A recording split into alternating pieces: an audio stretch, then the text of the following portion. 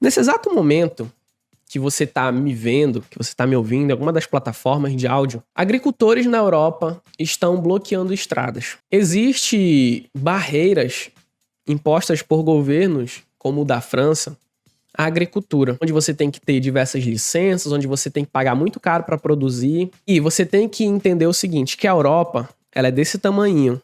Aí você que não está me vendo, imagine. A Europa é pequenininha em extensão territorial. E nem todas as áreas são cultiváveis.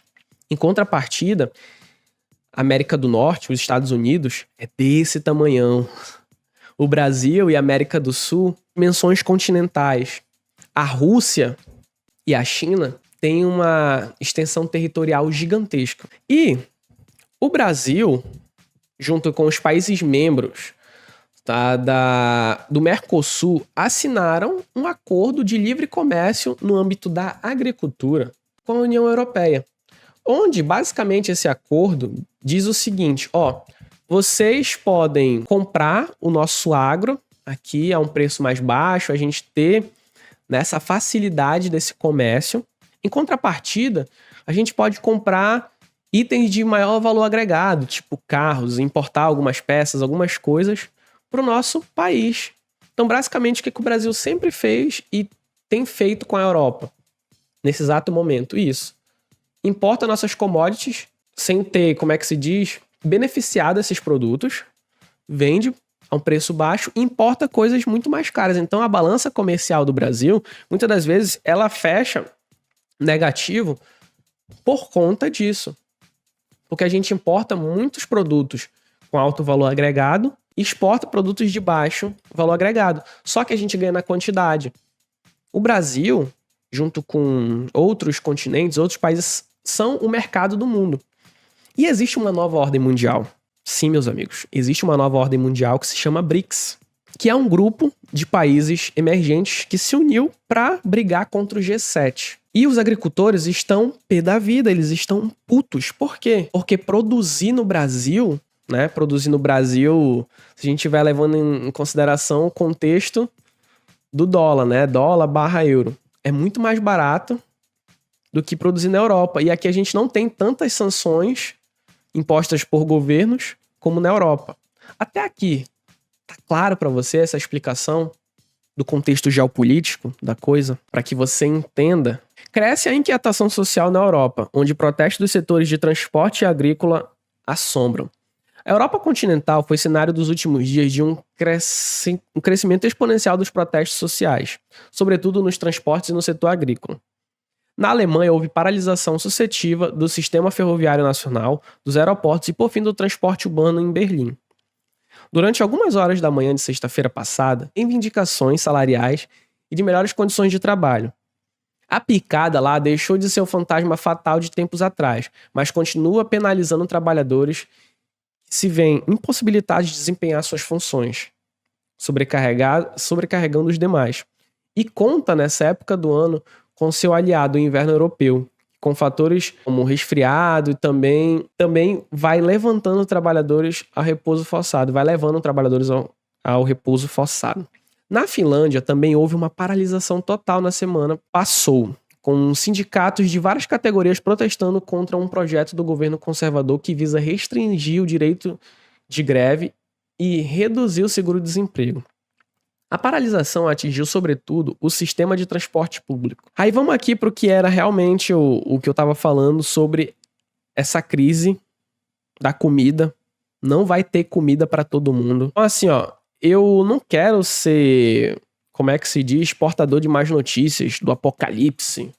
Se as coisas continuarem do jeito que estão, posso te falar o que vai acontecer? Uma crise generalizada vai ser instaurada. O Brasil, para querer faturar mais, vai importar mais do que devia.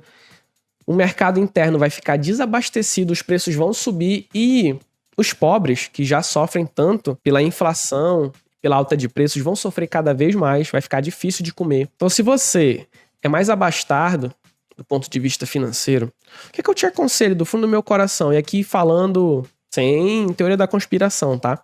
Compra uma casa no campo, planta árvores frutíferas, planta verduras e outras coisas cultiváveis, cria galinhas, para te dar ovos e carne. Cria ali gado, se você tiver condição, ter uma mini fazenda para você ser abastecido, porque num dia que essa bomba ia estourar, e eu falo para vocês do fundo do coração, eu queria muito que isso aqui fosse loucura na minha cabeça, que eu tivesse loucão, mas essa bomba vai estourar, rapaziada. Vai ter uma crise vindo aí logo logo. Uma crise pesadíssima. E quem não tá preparado vai sofrer, tá? Na França, os agricultores ameaçaram cercar e isolar Paris. Eles não só fizeram isso porque essa matéria é do dia 5, como eles foram pra frente de órgãos públicos e jogaram merda lá na frente. Não chegaram a tanto, mas entre protestos até prisões de manifestantes conseguiram mobilizar o governo de Emmanuel Macron, que se prontificou a lutar contra a aprovação de acordos de livre comércio com o Mercosul e rever as novas limitações que pretendia impor o uso de agrotóxicos, o que provocou os novos protestos, dessa vez ecologistas. Dessa vez dos ecologistas. Sempre eles, a galera do ESG, ó, ambientalistas. Além disso, a União Europeia se comprometeu a investir mais algumas de centenas de milhões de euros em subsídios ao setor. Isso aqui é uma bomba relógio, pessoal. Isso aqui vai estourar. Eu não sei se você lembra um discurso do Emmanuel Macron que ele disse o seguinte: nós temos que internacionalizar a Amazônia porque ela é um patrimônio, na verdade, mundial. Ela não é algo que se limita ao Brasil.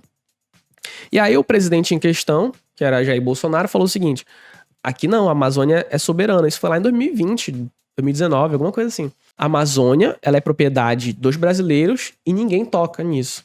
Por que que o Emmanuel Macron, por que que a França quer institucionalizar a Amazônia? Tirar ela de posse do Brasil? Por um motivo. Não tem área cultivável na França. O clima não é propício para a plantação. Eles são minúsculos. O Brasil tem muita área cultivável. Aqui são 3 safras no ano. Qual o local do mundo que tem 3 safras? E é recorde atrás de recorde. Muita gente fala sobre as mudanças climáticas. Pode até ser que seja verdade, ok, tem as mudanças climáticas. Mas o Brasil ter 3 safras no ano, eu já fui no Mato Grosso do Sul. Meus amigos, você olha assim, ó, é como se não tivesse fim as lavouras. O Brasil é maravilhoso no agro. A gente alimenta o mundo. E os ambientalistas, essa galera aí, que fala pra gente não comer carne, não cultivar a terra, eles não têm mais isso na região deles. A Europa não tem isso, não tem área cultivável na França mais. E aí eles estão estrangulando o setor através de várias sanções, até econômicas. Estão estrangulando o setor por conta de um ambientalismo, não pode usar agrotóxico, não pode usar isso, não pode usar aquilo. E aí esses produtores se veem acuados, porque tem essa zona de livre comércio com o Mercosul, entre produzir lá na Europa e comprar do Brasil, comprar da Argentina, é melhor comprar da gente. Afinal, nossa moeda é desvalorizada, eles conseguem, com muito menos dinheiro, ter mais recursos. Então, galera, o que eu tô falando pra vocês aqui é algo muito mais profundo. Talvez você nunca tenha me ouvido falar de assuntos como esse, mas eu quero que isso se torne um hábito cada vez mais recorrente nesse canal. Falar sobre fatores que afetam a nossa vida na ponta. Talvez você no seu mundo, no seu quarto aí de ganhar dinheiro online, você nem esteja preocupado com isso. Mas eu vou te falar, eu espero muito que você dê certo na internet, que você ganhe muito dinheiro, que seus projetos prosperem, mas vai chegar um momento que isso vai ser irrelevante, que uma crise tão grande vai ser instaurada no Brasil e no mundo que as instituições vão colapsar. A gente já tá caminhando para isso. Eu acho que nem em toda a história brasileira, eu acho que esse foi um momento tão frágil. E envolvendo algo que a gente precisa, cara. Você precisa se alimentar. Você precisa de alimento. O Brasil tem alimento. Agora a pergunta que fica. Eu abro aqui essa loucura pra você. Como que a gente produz internamente daria pra alimentar toda a população brasileira? Ninguém passaria fome no Brasil. Por que a gente passa fome? A gente, que eu digo, alguns brasileiros, o brasileiro. Por que o brasileiro passa fome? Já parou pra perguntar? Por que o brasileiro passa fome?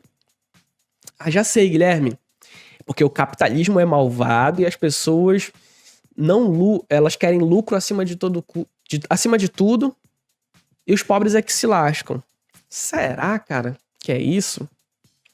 Ou será que existe uma classe Existem pessoas que se beneficiam com a fome e com a miséria do povo. Por que o Brasil não tem uma malha ferroviária para escoar sua produção? Por que o Brasil não tem estradas mais inteligentes? Por que a gente, por exemplo, o Brasil é referência, não sei se você sabe disso, mas eu vou te falar aqui, é referência em combustível limpo. Etanol, biodiesel, o biodiesel feito do milho. O Brasil é referência nisso. Mas por que a gente não utiliza mais esses combustíveis limpos nas bombas e a gente economiza mais? Porque tudo isso são armas de manipulação. Assim como o dinheiro, as finanças, são armas de manipulação, comida, os meios de transporte são armas para te deixar preso. E o que eu tô falando para você aqui é algo muito sério, é algo de longo prazo. 5, 10, 20 anos. Mas que para quem é esperto, para quem tá antenado, já tá vendo isso acontecer agora, no hoje. Tá? Então assim, eu não tô querendo ser profeta do caos, galera. Mas isso já é uma realidade, só que a gente tá fechado no nosso mundinho de internet, né? A gente tá tão fechado assim, cara, eu vou ganhar dinheiro com o YouTube, Instagram. Você tá tão fechado nesse mundinho que você não tá vendo o que tá acontecendo. Eu tenho familiares que estão morando na Europa. A inflação na Europa tá muito alta. Portugal, por exemplo, onde eu tenho familiares lá que estão morando, tá vivendo uma crise imobiliária. Não tem moradia para todo mundo. Pessoas de países em desenvolvimento, como o Brasil, estão migrando, tá? Estão imigrando para a Europa, para os Estados Unidos. Isso tá gerando uma crise imobiliária. A França é uma bomba relógio. Países muçulmanos estão indo em peso para lá, tanto é que o europeu, o francês branco, ele já daqui a pouco não vai mais existir, porque a população vai ser marrom. Essa miscigenação tá acontecendo. Então isso é uma bomba relógio. Os países desenvolvidos não vão ter condição de arcar com essas crises migratórias, não vai ter espaço para todo mundo, vai faltar alimento, né? Então assim, galera, tô trazendo aqui um assunto para vocês pensarem a respeito, tá? Então vamos continuar aqui, pra gente finalizar esse assunto. Além de se sentir ameaçados pela temida concorrência com os agricultores do Mercosul, isso os agricultores lá europeus. A insatisfação dos europeus tem outro motivo.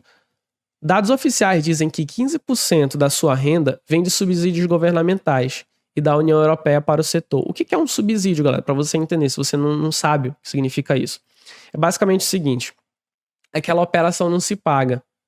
E aí o governo vai lá e aporta capital. Então, dados oficiais dizem que 15% da renda vem dos subsídios governamentais. Então, o dinheiro tem que aportar ali para que a galera sobreviva. Só que, em contrapartida, o governo ele não gera caixa.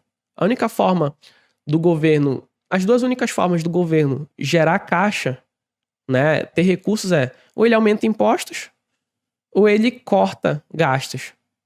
O que você acha que é mais fácil fazer? Imprimir mais dinheiro, inflação. O governo nunca vai cortar seus privilégios. E aqui eu não digo nem só o governo europeu, mas os governos pelo mundo, tá?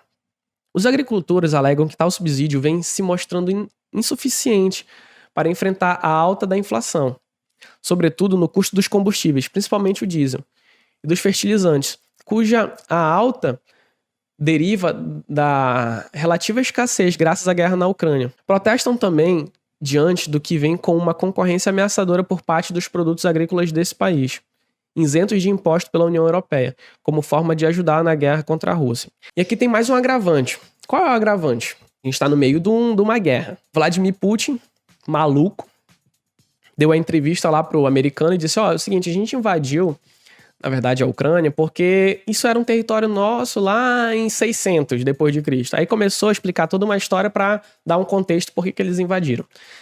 Só que a gente precisa entender que Ucrânia é um grande produtor de trigo, de grãos. Rússia tem a tabela periódica toda no seu território.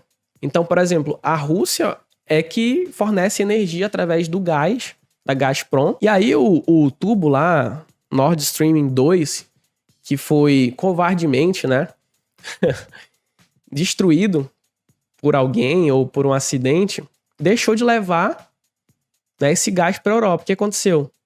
A luz, conta de luz, como a galera ia fazer para se esquentar do inverno, E aí começaram a queimar carvão lá. Então, cara, é uma crise atrás da outra na Europa. A Europa tá colapsando.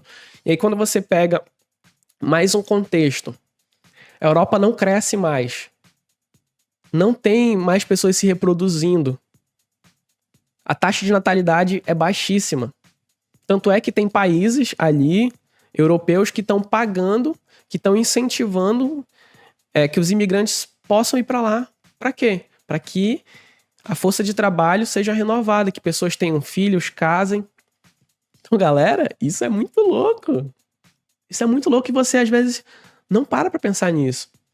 E quando isso, de fato, quando os efeitos de todas essas crises que estão acontecendo de forma separada, mas que tem uma interligação, chegarem até o nosso país, se você acha que a gente viveu uma crise de 2014 para cá, para algo muito, mas muito pior pode acontecer caso essas questões venham a colapsar de fato, tá? E aí eles continuam explicando aqui tudo o que está acontecendo, mas eu penso que você entendeu bem, né?